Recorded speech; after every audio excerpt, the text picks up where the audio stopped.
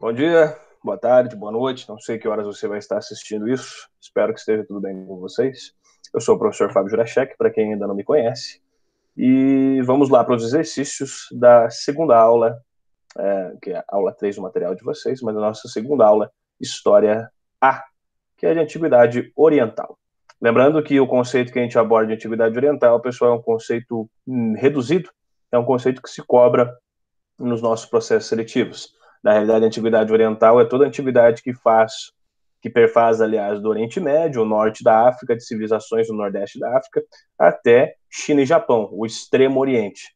Como os nossos processos seletivos abordam muito mais a nossa construção como civilização europeia, eles abordam muito mais, então, a antiguidade do Oriente Próximo. O Oriente Próximo é a região do norte da África e do Oriente Médio. Tá? Uma pena a gente não poder ver isso tudo. A antiguidade do Extremo Oriente é uma coisa magnífica, tanto quanto mais a gente está engessado nos nossos processos seletivos, e sem querer uma visão eurocêntrica de mundo que ainda permeia os nossos livros de história e as abordagens de vários dos historiadores, infelizmente. Mas vamos lá, sem mais conversa, vou compartilhar aqui agora a tela com vocês, aliás, que já está sendo compartilhada faz um tempinho, né? Eu sou meio besta em tecnologia, mas não dá nada. Então vamos lá, pessoal. Lembrando que nós vamos abordar os 3 exercícios obrigatórios e o exercício resolvido e comentado. Nesse caso, o exercício resolvido e comentado nosso é da FUVEST. A partir do terceiro milênio a.C., desenvolveram-se nos vales dos grandes rios do Oriente Próximo, como o Nilo, o Tigre e o Eufrates, estados teocráticos, fortemente organizados e centralizados e com extensa burocracia. Uma explicação para seu surgimento faltou 2 pontos ali. Esse enunciado não nos dá muita coisa, né, pessoal? Ele só fala da antiguidade do Crescente Fértil, né, dos 3 rios que compreendem as civilizações egípcia, Mesopotâmia, a civilização de Cush, dos Núbios, e ali a região do Oriente Próximo, que ali se fundaram estados teocráticos nessas civilizações. Beleza, o estado teocrático é que o representante ou é considerado um deus vivo, ou é diretamente representante de um deles, né? Agora a questão da pergunta é o seguinte: esses estados que vão ser organizados com o poder centralizado na mão de um governante, com uma burocracia estatal gigante, uma civilização complexa, a burocracia estatal, na realidade, ela é um sistema, pessoal, de altos funcionários, de sacerdotes, ou seja, todo um sistema onde esse poder, mesmo que seja centralizado na figura de uma pessoa, ele vai ter outros agentes, deixando cada vez mais complexo. Né? Isso ocorre não só no poder temporal, como no poder religioso, também como no poder econômico, em grande parte. Então, a formação dessa burocracia, desses funcionários, dessas divisões do poder em grande parte, por que aconteceu ali? Qual a explicação para surgir essas grandes civilizações complexas? Vamos lá, vamos ler rapidinho. A revolta dos camponeses e a insurreição dos artesãos nas cidades que só puderam ser contidas pela imposição de governos autoritários. Gente, as teocracias antigas, como qualquer teocracia que exista hoje também, existem teocracias modernas hoje em alguns países, elas são autoritárias por si só. Né? Um governo religioso é autoritário por si só, mas não foi por conta de problemas com estratos populacionais, com camponês, com artesão, não. Não é esse o problema, pessoal, que se impõe um governo autoritário. Tá? Nessa civilização, não é essa a questão. Nós temos coisas acontecendo próximas a isso em outras civilizações, inclusive em civilizações próximas da nossa, né, em tempo. Mas nesse caso do Egito, não. Não foi por isso que se estabeleceu esse governo extremamente burocrático. Né? Esse modo de produção asiático que a gente chama na história com esse termo marxista. Né? Não, então pode riscar. Letra B. A letra B, né, é a correta, você já vai entender o porquê, mas vamos ler ela para vocês entenderem. A necessidade de coordenar o trabalho de grandes contingentes humanos para realizar obras de irrigação. Sim, a obra de irrigação é um fator determinante para que essa sociedade possa se estabelecer como sociedade. Se, num grupamento neolítico, que vai dar origem a vilas, aldeias, futuramente cidades, e as cidades vão dar origem a civilizações complexas, elas precisam ser feitas próximo de leitos de rios. Nas regiões que são próximas de leitos de rios, mas não são tão férteis quanto, você precisa coordenar uma grande obra de irrigação para que o principal insumo que a sociedade precisa, que é comida, que é a agricultura, para que ela seja maximizada. Para isso, o Estado vai lá e coordena todas as massas populares a partir da servidão coletiva, do modo de produção asiático, para que essas sociedades construam essas obras de irrigação. Tá? não só para as obras de irrigação aqui, né, como também para todas as obras que vêm depois, com o plantio, com a colheita, com a distribuição de alimento, vai ser coordenada por esse Estado. Então essa é a principal razão de surgir Estados teocráticos, burocráticos e centralizados, e muito rígidos em sua formação social. Essa está correta. A letra C, para vocês tirarem as dúvidas. A influência das grandes civilizações do Extremo Oriente, que chegou ao Oriente Próximo através das caravanas da seda. Embora, pessoal, a rota da seda ligando a China à Europa, né, passando pela Ásia Central, ali onde fica Kirguistão, Tadiquistão, Uzbequistão, Caralistão, seja, tá? Você tem um monte de coisa acontecendo nesse período, nesse meio ali. Mas não dá para dizer que a influência, pessoal, circundou, a influência das obras de irrigação circundou por essa rota, porque em cada civilização, as obras de irrigação surgem em tempos muito próximos nas civilizações, sejam no Tigre e Eufrates, aqui no Oriente Próximo, seja no Rio Amarelo, na China, seja no Rio Vístula, na Europa, no Rio Danúbio, no Rio Amazonas, na América do Sul, no Rio Mississippi, na América do Norte. Então, isso surge, é uma necessidade humana da produção de alimento, da produção agrícola. Tá? Então, não necessariamente foi influenciado de outras sociedades. É uma coisa quase que orgânica. Precisa surgir para que exista civilização. Então, tá errado. Letra D. A expansão das religiões monoteístas que fundamentavam o caráter divino da realeza e poder absoluto do monarca. Gente do céu. Os estados teocráticos normalmente são, nesse período, né, normalmente são politeístas. Tá? Nas religiões monoteístas, que surgem com o judaísmo, o rei nunca foi confundido com um deus. Embora ele fosse um cara escolhido, considerado escolhido por um deus, ele nunca foi confundido com Javé. Javé era Javé, rei dos reis. Os estados cristãos, a mesma coisa. Embora fosse fundamentada a posição teocrática de um cara e totalmente ditatorial de um certo governante que você possa escolher, todos os governantes que passaram na história, especialmente na Europa católica, nenhum deles era confundido com Jesus Cristo. No islamismo também até hoje, né, em estados teocráticos islâmicos. Então, o monoteísmo não tem nada a ver com esse monarca dos estados teocráticos das civilizações complexas. Até porque de monoteísmo só existia um estado chamado Israel, que não chegou no tamanho e complexidade que foi Egito e Mesopotâmia, tá? Em torno das suas relações econômicas, políticas e sociais. Então tá errado. A introdução de instrumentos de ferro e a consequente revolução tecnológica que transformou a agricultura dos vales e levou à centralização de poder. Essa você podia se confundir se você fosse ler, porque você pode confundir com a Idade do Ferro, 4000 a.C., coincide com o grande surgimento dessas civilizações, mas não é um fator determinante. Tá? Essa revolução tecnológica não é determinante para o crescimento populacional e para o estabelecimento de uma burocracia. Crescimento populacional está ligado a condições de vida. A condição de vida está ligado à produção de alimento. Tá? Tranquilo, pessoal? Suave. Então, tá aí, letra B. A letra correta. Passando para o primeiro exercício obrigatório da UFC. O nome do rei egípcio Amenófis IV, 1377 a.C., 1358 a.C., está ligado à reforma religiosa que substituiu o culto de Amon-Ra por Atom e determinou o fim do politeísmo. Além do caráter religioso, essa reforma buscava. Se você for pensar, pessoal, essa reforma de Amenófis IV ela foi uma reforma tão legal, né? Porque ele instituiu o monoteísmo do Egito por problemas políticos que ele possuía com a sua nobreza, com a sua realeza e principalmente com sacerdotes. Sacerdotes e faraós rivalizavam o controle do povo em grande parte dos aspectos, principalmente porque ambos significavam aquilo que o povo egípcio mais prezava na vida, que era uma mestra religiosa. Os egípcios eram extremamente ligados com a religião e pensavam muito no pós-morte, o que seria o pós-morte. Então, Amenófis tentou fazer essa mudança aí por esse motivo religioso, né, para que o deus a qual ele se considerava o sacerdote fosse o principal deus do Egito e todos os outros fossem esquecidos. E também tinha um outro motivo, né, e que você sabe que o motivo era esse: diminuir a influência dos sacerdotes do Egito na população egípcia, porque rivalizavam muito com o faraó. Era sacerdote planejando morte de faraó, família de sacerdote dando golpe. Era uma zona nesse novo império egípcio. Tá? Então, essa é a questão, vamos procurar ela. Letra A. Limitar a riqueza e o poder político crescente dos sacerdotes. Certíssima, é isso que a gente falou. Tá? Mas vamos ver as outras para você ver o quão são sem sentido às vezes. Reunificar o Egito após as disputas promovidas pelos nomarcas. Meu amigo, o Egito foi unificado depois que um nomarca chamado Menes, do Alto Egito, se eu não me engano, ele foi lá e reunificou os outros nomos. Tá? O nomarca era o cara que chefiava as pequenas comunidades neolíticas ao longo do Nilo, ainda não era um faraó. Então, é uma coisa que aconteceu 3.000 anos antes de Amenófis pensar em nascer. Então, esquece.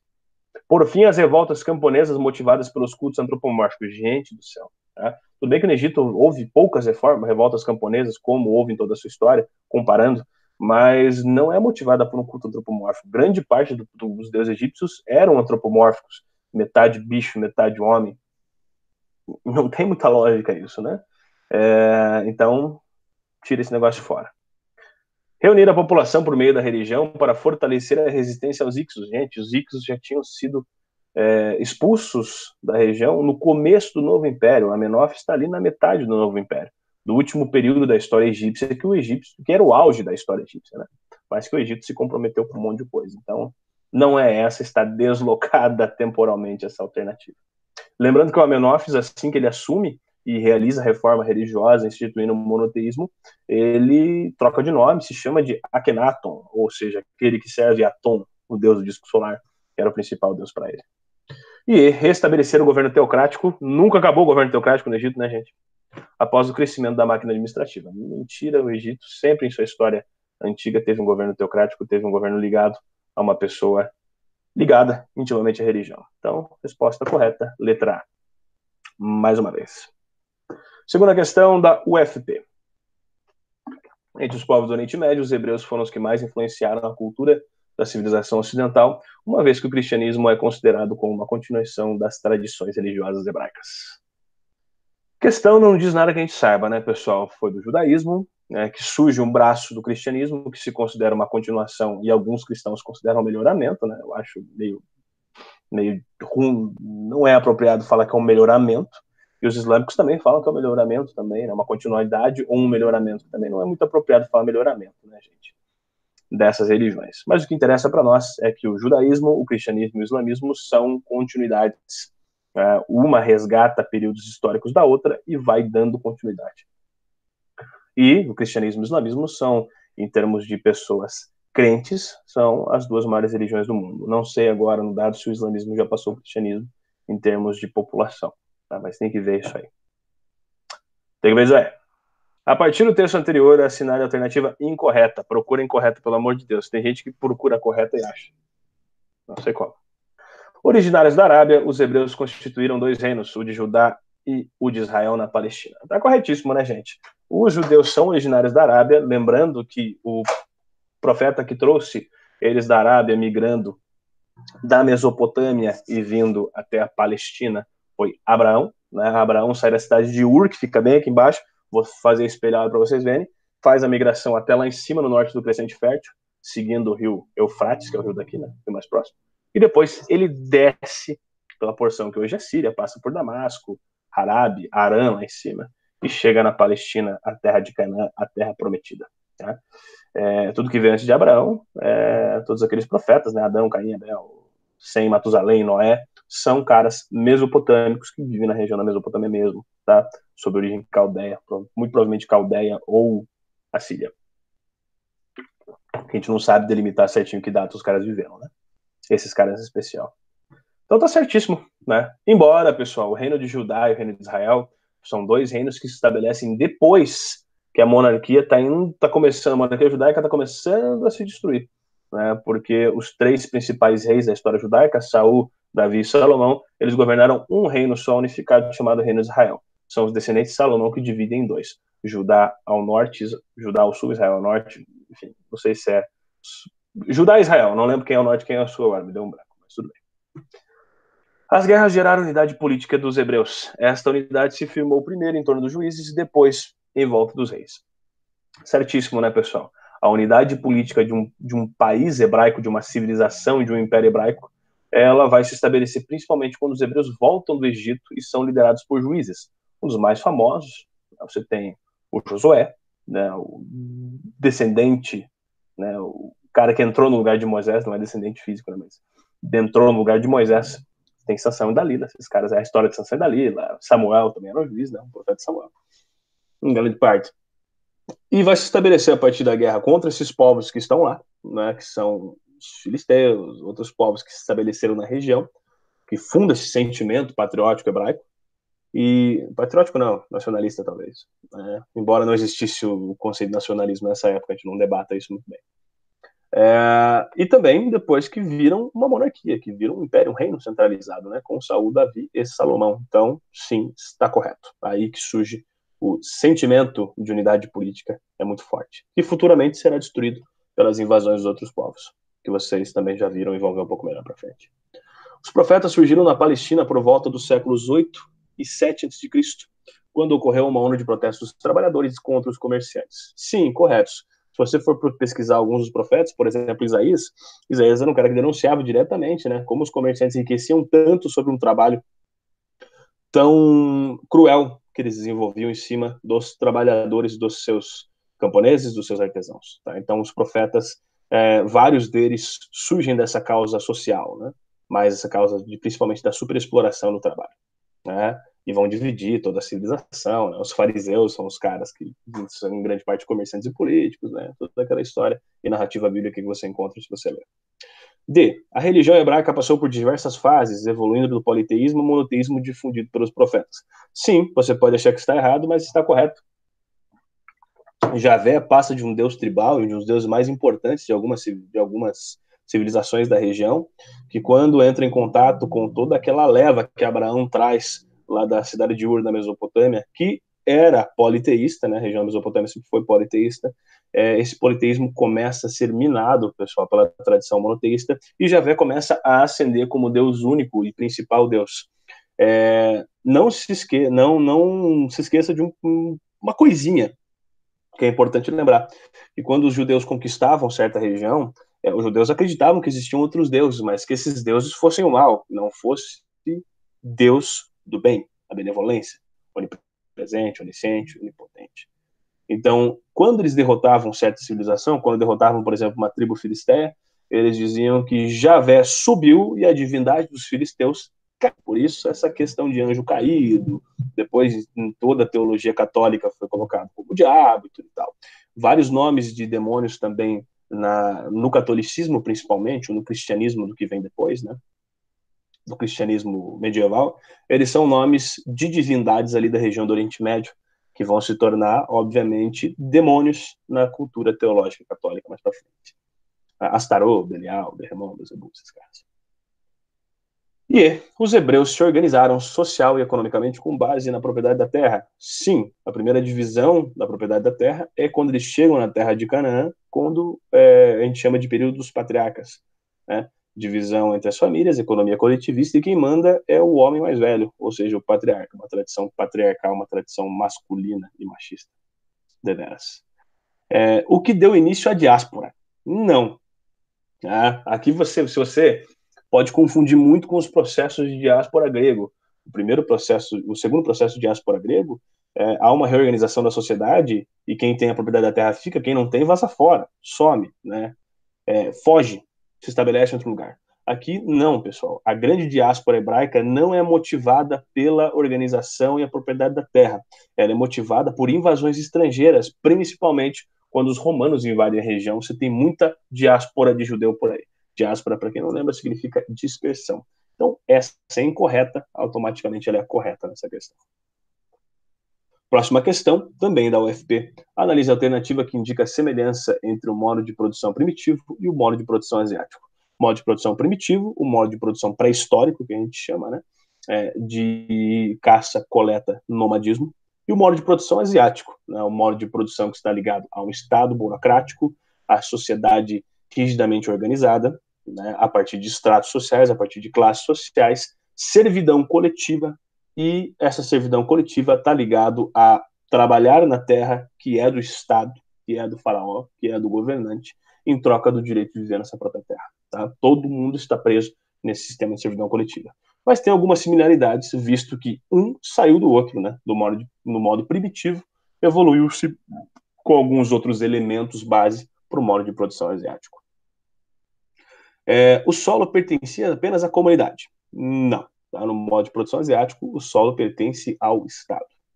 A unidade das diversas comunidades se fazia através do poder do Estado. Não, porque no modo de produção primitivo não se tem Estado formal e burocrático.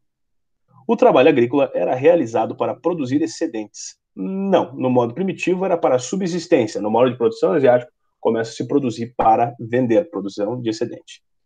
Existia o coletivismo na agricultura. Aqui que está a grande questão. Tá? Sim, existia o coletivismo, porque por mais que o Estado coordenasse as obras de irrigação e as obras agrícolas, existia um monte de gente que trabalhava nisso, e a partir do processo de servidão coletiva, essa agricultura era de todos os participantes e levavam o que precisavam para casa. Embora a produção ficasse para o Estado, havia uma coletividade na agricultura onde todos trabalhavam nessa agricultura e todos se beneficiavam pelo menos com parte para poder sobreviver. É a única coisa que permanece, talvez não nos mesmos aspectos, mas sim na mesma intenção de se fortalecer esse vínculo coletivo da agricultura, né? Visto que eram sociedades agrícolas, sociedades agrárias, e uma sociedade industrial está longe de surgir ainda. Então essa é a correta. O uso de moeda era limitado. Pessoal, o uso de moeda vai começar a ser mais influente com os gregos em grande parte, né? Os gregos são os primeiros que fazem moeda de ferro, por exemplo. Mas, por mais que existissem algumas moedas circulando, não como nós pensamos hoje moeda, né? Você tem a moeda da mercadoria, você tem a moeda de troca, você tem um monte de moeda que não é a nossa moeda simbólica. Era bem limitado, bem limitado. Mas no modo de produção primitivo não existia. Isso no modo de produção asiático, né? O modo de produção primitivo não existia em grande parte, era troca direta. Né? Então, não. Resposta correta, é a letra D. O coletivismo da agricultura é a única coisa que permanece mais ou menos parecido entre os dois modos de produção. É isso aí, então, meus amigos. Eu agradeço, espero que tenha ajudado. E ficamos, então, para a nossa próxima aula de exercícios, que será sobre Grécia Antiga. Bem, eu agradeço a participação, bons estudos para vocês e se cuidem. E se puderem, lembrando, fiquem em casa.